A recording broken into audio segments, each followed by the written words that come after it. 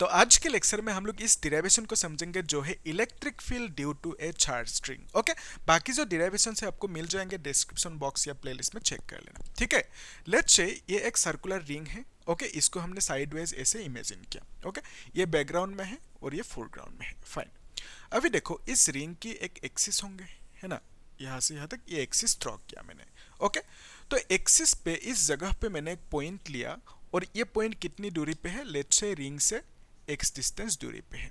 Fine, तो यहाँ पे इलेक्ट्रिक फील्ड कितना होंगे उसको निकलना है। कैसे निकालोगे, और उससे पहले यहाँ पे जो इलेक्ट्रिक फील्ड की फॉर्मूला होंगे that is equal to E is equal to K Q x divided by A square plus x square, फिर यहाँ पे लिखोगे 3/2। ओके, इतना सा फॉर्मूला होंगे यहाँ पे इलेक्ट्रिक फील्ड निकालने के लिए।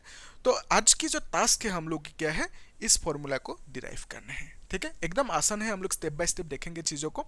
ओके, देखो एक्चुअल में जो मेन फॉर्मूला है वो मेन फॉर्मूला क्या था, सपोज एक चार्ज है यहाँ पे, उस चार्ज से थोड़ी सी दूरी पे, लेट्स से r डिस्टेंस दूरी पे यहाँ पे हमें इलेक्ट्रिक फील्ड मिलेंगे।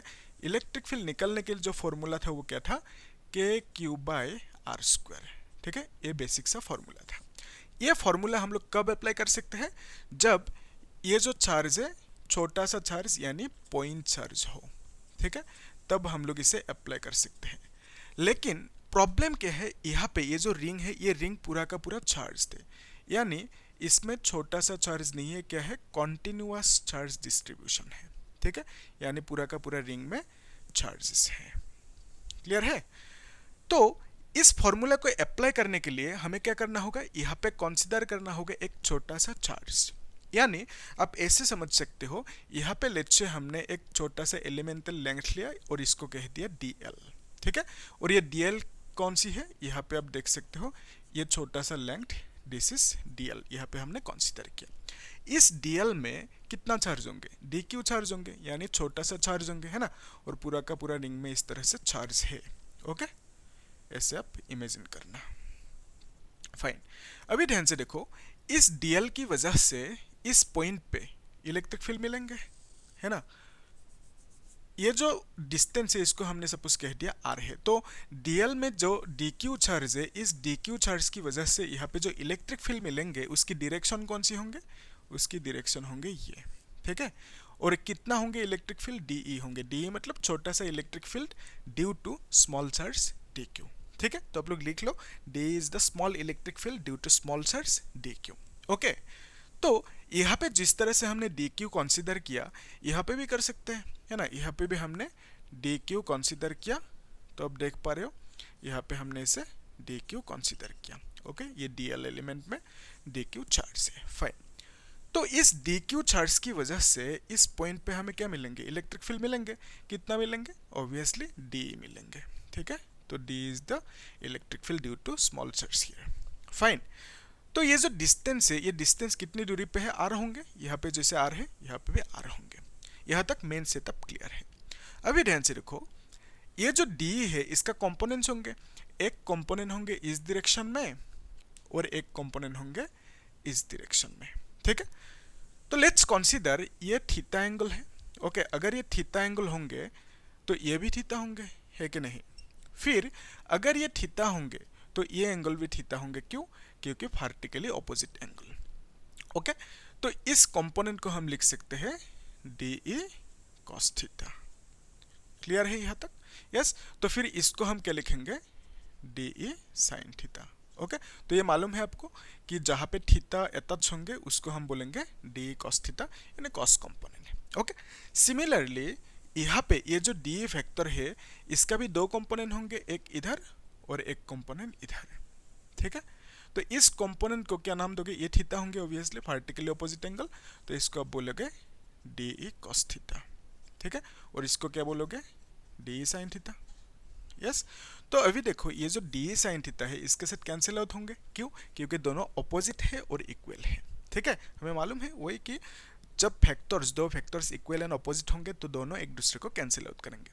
तो बेसिकली आप बोल सकते हो यहाँ पे जो dq है इसकी वजह से यहाँ पे इलेक्ट्रिक फील्ड कितना है, DE cos थीटा, और इस dq की वजह से यहाँ पे इलेक्ट्रिक फील्ड कितना है, DE cos थीटा। ठीक है, तो बेसिकली दो dq के लिए हमें दो DE cos theta electric field मिला। ओके, लेट्स कंसीडर यहाँ पे सपोज 100 DQ मिलेंगे हमें, लेट्स कंसीडर, है ना। तो 100 DQ के लिए यहाँ पे 100 DA cos थीटा मिलेंगे, तो टोटल इलेक्ट्रिक फील्ड इस पॉइंट में कितना होंगे 100 इंटू DA cos थीटा। लेकिन प्रॉब्लम क्या है, यहाँ पे 100 DQ होंगे या कितना होंगे हमें वो नहीं पता, ठीक है।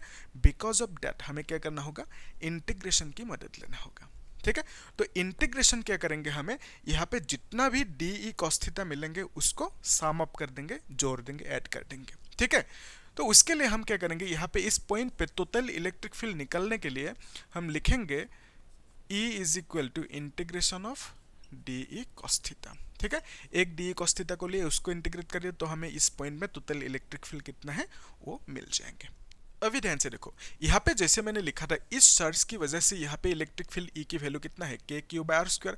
अगर यहाँ पे DQ चार्ज होंगे तो यहाँ पे हम क्या लिखेंगे KdQ/r² लिखेंगे ऑब्वियसली, है ना। तो सिमिलरली यहाँ पे ये जो DE है इसका वैल्यू क्या लिखोगे K, ये जो इलेक्ट्रिक फील्ड है किसकी वजह से है, इस DQ की वजह से, ठीक है।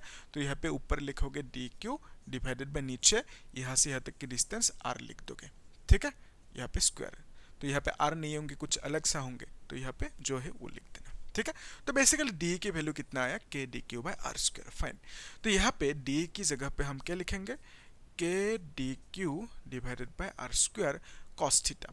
तो cos थीटा क्या है, cos theta is nothing but base by hypotenuse, okay. तो यहाँ पे ये जो रेडियस है, इस सर्कल के एक रेडियस होंगे ना, तो उस रेडियस को हमने लेट्स से A कह दिया, ठीक है। तो यहाँ पे हम लिख सकते हैं अगर ये थीटा होंगे ना तो ये होंगे बेस और हाइपोटेनस होंगे R, ठीक है।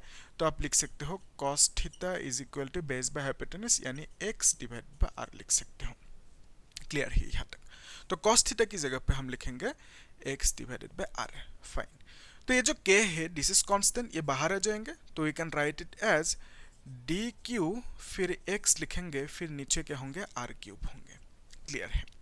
तो DQ क्या है, मेनली एक कहानी, ये जो था लीनियर चार्ज डेंसिटी, वो मालूम है आपको, लीनियर चार्ज डेंसिटी क्या था लैम्डा, ओके। तो linear charge density is equal to कितना चार्ज है कितना लेंथ पे, okay, that is linear charge density. Symbol क्या था लैम्डा। सपोज ये छोटा सा एलिमेंट है, इसमें चार्ज कितना है DQ, ओके। DQ चार्ज किस में है DL, छोटा सा लेंथ में, तो यहाँ से आप DQ इज इक्वल टू लिख सकते हो लैम्डा DL, ठीक है। तो DQ की जगह पे आप क्या लिखोगे लैम्डा DL लिख दोगे, ठीक है। फिर यहाँ पे x है, तो r³ की वैल्यू क्या लिखोगे आप लिखोगे x² प्लस 3/2, ठीक है। लेकिन क्वेश्चन क्या है, ये आया कहाँ से, ठीक है।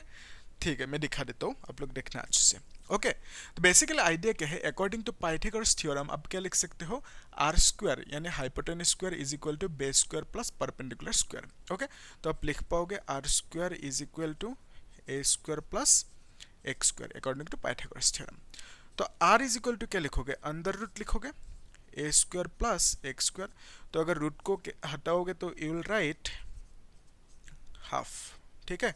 तो ये r की वैल्यू है और ये r², तो r² इंटू r क्या होंगे बोलो, यस a² प्लस x² लिखोगे ना इंटू a² प्लस x², ठीक है। और यहाँ पे हाफ लिख दोगे, क्लियर है। फिर यहाँ पे देखो कुछ नहीं मतलब 1 है, ओके। तो अब इसको कैसे सॉल्व कर सकते हो a² प्लस x², है ना। यहाँ पे 1 प्लस 1/2 लिखोगे, 1 plus 1/2, okay. It will become 2 into 1 is 3, 3/2। तो वही मैंने लिखा r³ इज इक्वल टू कितना दिस मच, यहाँ पे 3/2 होंगे, क्लियर है यहाँ तक। कुछ डाउट तो बोलो, ओके, इजी है। तो अभी देखो जो कांस्टेंट है वो बाहर आएंगे, ये लैम्डा ऑब्वियसली कांस्टेंट है क्योंकि lambda is density, density constant होंगे ऑलवेज। फिर यहाँ पे ये जो x है, x यानी क्या, ये जो पॉइंट है कितनी दूरी पे है x डिस्टेंस दूरी पे है, ठीक है। तो इस पॉइंट को अगर चेंज करोगे तभी ये x चेंज होंगे, otherwise x will be fixed, okay. तो x चेंज नहीं होंगे, तो x इज कांस्टेंट, तो आप इसको बाहर लेके आओ, ठीक है। फिर क्या लिखोगे ऊपर dl, ओके। फिर a² जो है a यानी क्या, ये जो रेडियस है a इज कांस्टेंट, a बाहर आएंगे। फिर यहाँ पे x है साथ में, ओके, x इज कांस्टेंट, तो एक्स भी बाहर आएंगे, तो बेसिकली इस पूरा का पूरा टर्म को बाहर लेके आ सकते हो, ठीक है। तो आप लिखोगे एक्स स्क्वायर, फिर यहाँ पे 3/2 लिख दोगे, okay, is equal to, okay. तो बेसिकली आप क्या करोगे, सिर्फ अंदर इंटीग्रेशन के अंदर क्या लिखोगे, dl लिख दोगे।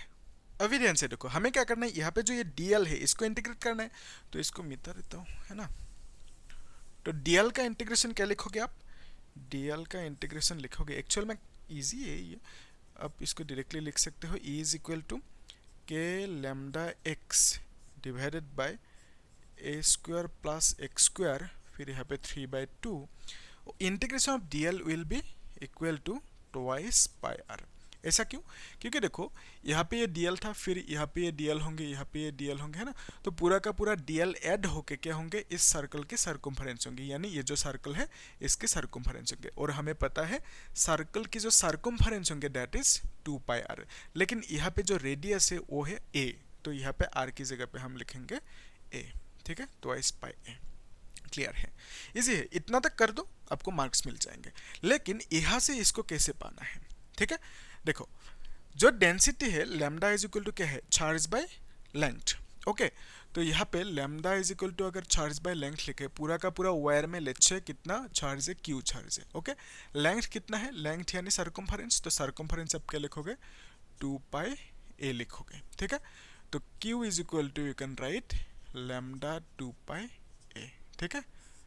तो यहाँ पे ये जो लैम्डा है और ये 2 पाई है, इसकी जगह पे आप क्या लिख सकते हो, q लिख सकते हो, फिर यहाँ पे x लगा दो, you will write x square plus x square, okay, 3/2, इतना तक कर दो, काम खत्म, ठीक है।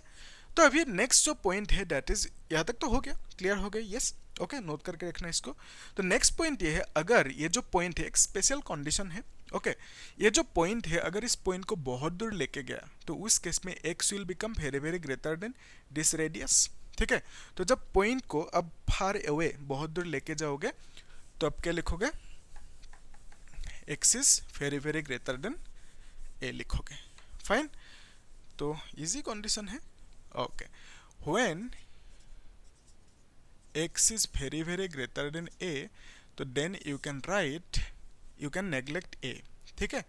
तो you can write e is equal to क्या लिखोगे, k Q x divided by x, ये जो स्क्वायर है ना, ओके, स्क्वायर है, और यहाँ पे 3/2 होंगे, ओके, a विल बिकम 0, ये 2 से 2 कैंसिल होंगे, तो यू कैन राइट के क्यू, फिर यहाँ पे एक्स क्यूब होंगे ना, तो इस x से कैंसिल होंगे, it will become x square, ठीक है, आए कि नहीं देखो।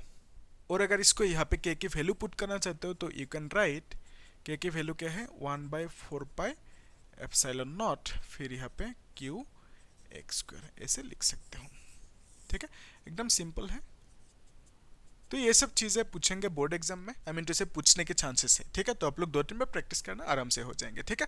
तो हम लोग नेक्स्ट क्लास में electric field due to dipole at axial point देखेंगे, फिर इक्वेटोरियल पॉइंट, इन सबको हम लोग आराम से एक एक करके देखेंगे। तो आप लोग प्लेलिस्ट में चेक कर लेना, ठीक है। तो प्लेलिस्ट मैंने एक स्पेशल प्लेलिस्ट बनाया वहाँ पे सिर्फ डिराइवेशंस के लिए, ठीक है। तो आप लोग आराम से देखना, और बाकी चीज़ें भी डिस्क्रिप्शन बॉक्स में चेक कर लेना, ठीक है। Thank you.